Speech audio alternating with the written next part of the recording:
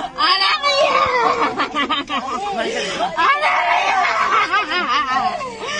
औरतों की लाश धरती माता की तरह होती है, जो खुले में फैल जाती है थानों से लेकर अदालतों तक। मैं देख रहा हूं कि जुल्म के सारे सबूतों को मिटाया जा रहा है। चंदन चर्चित मस्तक को उठाए हुए पुरोहित और तमगों से लैस सीना फुलाए हुए सिपाही महाराज की जय बोल रहे हैं। जनवादी कवि रमाशंकर यादव उर्फ विद्रोही की ये कविता आज भी प्रासंगिक है और डरावनी भी, मगर डरकर भी इन पंक्तियों को दोहरा देने की आज फिर से जरूरत आ पड़ी है।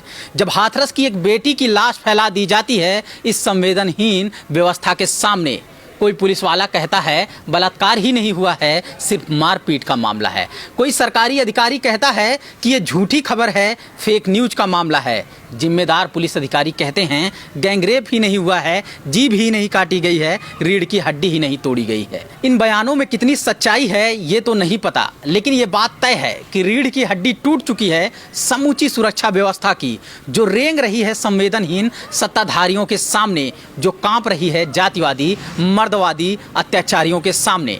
नमस्कार, मैं समरराज बोलता हिंदुस्तान में आपका स्वागत है। बेटी बचाओ जैसे दिखावटी नारे देने वाले इस देश में, बलात्कारी बचाओ जैसे शर्मनाक सच्चाई वाले इस देश में, मारो काटो फांसी दो का शोर मचाने वाले इस देश में आपका स्वागत है। हाथरस में एक लड़की के साथ सामूहिक बलात्कार किया जाता है। ऊंची जाति का दंभ लिए दरिंदों द्वारा बच्ची पर अत्याचार किया जाता है और फिर उसके बाद सिस्टम द्वारा पीड़ित का ही शिकार किया जाता है। बलात्कारी से लेकर एसपी तक, एसपी से लेकर मुख्यमंत्री तक सब एक ही जाति के हैं। क्या इसलिए बलात्कारियों को बचाया जा रहा है? ऐसा सवाल करने वाली पत्रकार को धमकाया जाता है।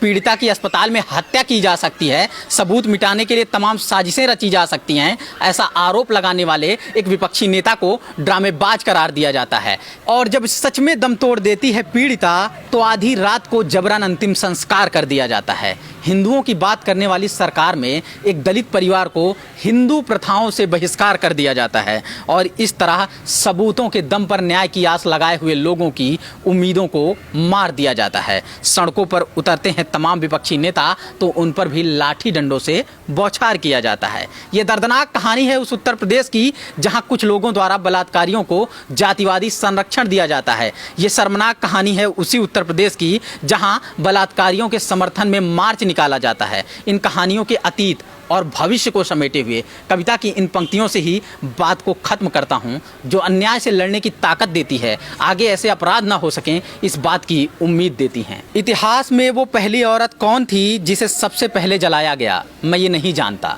लेकिन जो भी रही होगी मेरी माँ रही होगी। मेरी चिंता ये है कि भविष्य में वो आखिरी स्त्री कौन होगी जिसे सबसे अंत में जलाया जाएगा, मैं नहीं जानता, लेकिन जो भी होगी मेरी बेटी होगी और मैं ऐसा होने नहीं दूंगा।